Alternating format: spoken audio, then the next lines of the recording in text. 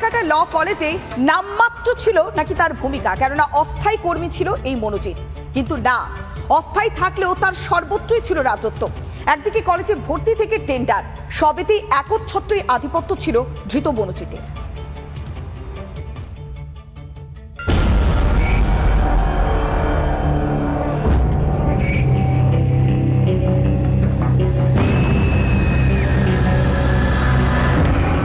South Calcutta law college, বাইরেই law college, ভেতরে যেন লুট কলেজ। কসবাকাণ্ডে মনোজিৎ মিশ্র ধরা পড়তেই ফাঁস হচ্ছে একের পর এক কুকীর্তি। অস্থায়ী কর্মী হলেও কলেজে নিজেকে রাজা ভাবত মনোজিৎ।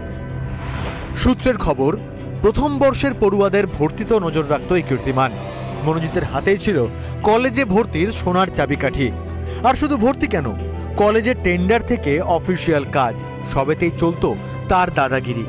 কোন ঠিকাদার পাবে টেন্ডার, সবই নাকি ঠিক হতো মনোজিতের নির্দেশ মতো। মনোজিৎ নাকি কলেজকে আয় ব্যবস্থার চাবিকাঠি করে তুলেছিল। পাস আউটের পরেও কেন কলেজ ছাড়তে চায়নি মনোজিৎ? এই জায়গাটাকে কাজে লাগিয়ে কিন্তু সে তার যে ক্ষমতা, সেই ক্ষমতা কিন্তু জাহির করত এবং তার পাশাপাশি এই ইউনিয়নের যে ইউনিট রয়েছে সেই ইউনিটের উপরেও কিন্তু তার যে আধিপত্য, সেই আধিপত্য সে কায়েম করে রাখতে চেয়েছিল। এবং তার কারণ, যদি সে এই রাজনৈতিক ফায়দাটাকে কাজে লাগাতে পারত, তাহলে সেক্ষেত্রে তার পরবর্তী ক্ষেত্রে যে রাজনৈতিক তার যে উন্নতি, সেটাও অনেক সহজতর হবে বলে সে মনে করেছিল। অস্থায়ী পদে বসেও যদি এমন আধিপত্য হয় মনোজিতের, তবে আসল নীতি নির্ধারকদের ভূমিকা কি ছিল কলেজে? রিপাবলিক বাংলা। কসবা কাণ্ডে এবার নতুন মোড়। ইতিমধ্যে যে নিরাপত্তারক্ষী তাকে জিজ্ঞাসাবাদ করে একের পর এক চাঞ্চল্যকর তথ্য পাওয়া যাচ্ছে। আবার অন্যদিকে যে জিএস অর্থাৎ সিটের নজরে এবার সাউথ ক্যালকাটা ল কলেজের জিএস, কেননা তার বয়ানে একাধিক অসঙ্গতি, তার ভূমিকা নিয়ে প্রশ্ন উঠেছে।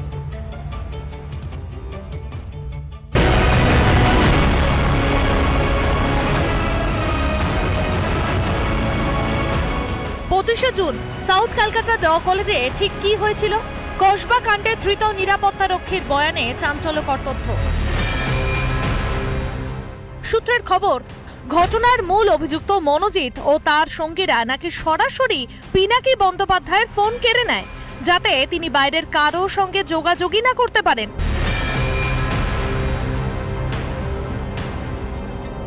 সিটের নজরে এবার নির্যাতিতার এক সহপাঠীও। কে সেই সহপাঠী?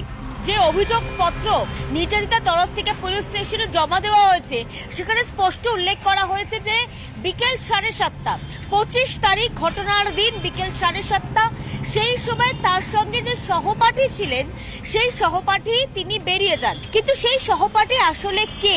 সেই সহপাঠী আরেক পরিচয় হচ্ছে সে জেনারেল সেক্রেটারি, এই কলেজের জিএস। অর্থাৎ জিএস সেদিন উপস্থিত ছিলেন এবং তাদেরকে জানায় যে তার একটা ছোট্ট কাজ আছে, সে সেটা সেরেই ফিরে আসছে।